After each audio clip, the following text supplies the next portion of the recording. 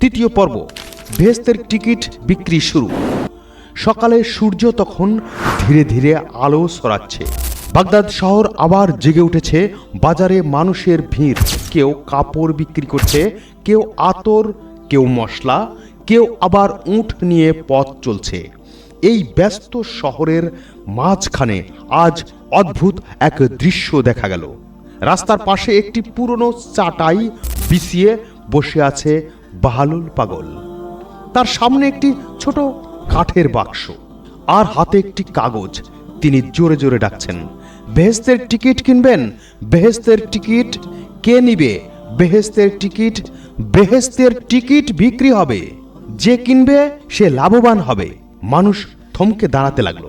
লোকজনে হাসাহাসি করছে। এক যুবক হেসে বলল, ওহে বাহালুল, তুই আবার বেহেশতের টিকিট বিক্রি করছিস নাকি? আরেকজন বলল, এই টিকিট কোথা থেকে আনলি? চারপাশে সবাই হেসে উঠল, কিন্তু বাহালুল একদম শান্ত। তিনি বললেন, দুনিয়ার বাজারে মানুষ কত কিছু কেনে, ঘর কেনে, জমি কেনে, দাস কেনে, গহনা কেনে, কিন্তু কেউ কি বেহেশতের টিকিট কেনার চেষ্টা করে? লোকজন একটু চুপ হয়ে গেল। এক বৃদ্ধ বললেন, আচ্ছা বাহালুল, এই টিকিটের দাম কত? বাহালুল বললেন, একটি ভালো কাজ। মানে? বাহালুল বললেন, যে সত্যিকার ভাবে আল্লাহর সন্তুষ্টির জন্য একটি ভালো কাজ করবে সেই এই টিকিট পাবে। প্রথম ক্রেতা এক গরিব মহিলা সেখানে দাঁড়িয়ে সব কথা শুনছিল। তার পরনে কাপড় ছিল অনেক পুরনো, হাতে খাবারের ছোট একটি ঝুড়ি। তিনি ধীরে ধীরে সামনে এসে বললেন, হে বাহালুল, আমার কাছে টাকা নেই, আমি কি টিকিট পাবো? বাহালুল কোমল গলায় বললেন, আজ তুমি কি কাজ করেছো? মহিলা বললেন, আজ সকালে আমার একমাত্র রুটিটা পাশের ক্ষুধার্ত ইয়েতিম শিশুকে খেতে দিয়েছিলাম। বাহালুলের চোখ পানিতে ভরে উঠল। তিনি সঙ্গে সঙ্গে কাগজে লিখে কিছু একটা মহিলার হাতে দিলেন। কাগজের লেখা বেহেশতের টিকিট। লোকজন হতভম্ব হয়ে গেল। রহস্য ছড়িয়ে পড়ল। খবর আগুনের মতো পুরো বাগদাদ শহর ছড়িয়ে পড়ল। বাহালুল নাকি বেহেশতের টিকিট বিক্রি করছে।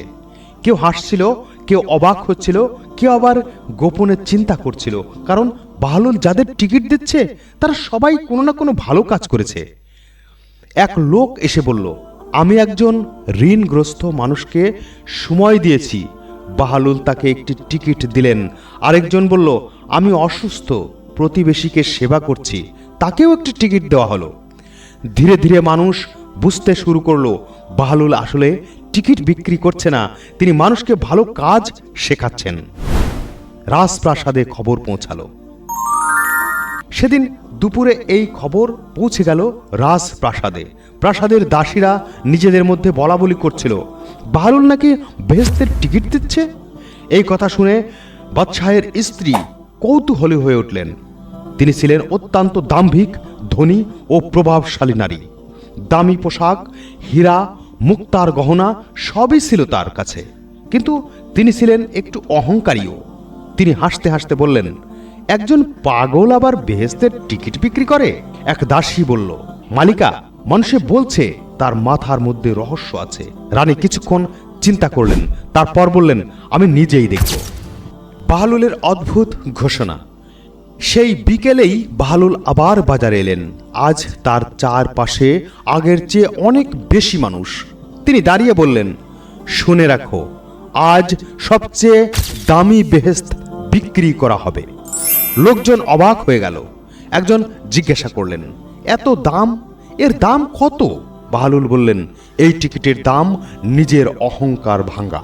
চারপাশ নিস্তব্ধ হয়ে গেল, কারণ এই দাম সবচেয়ে কঠিন।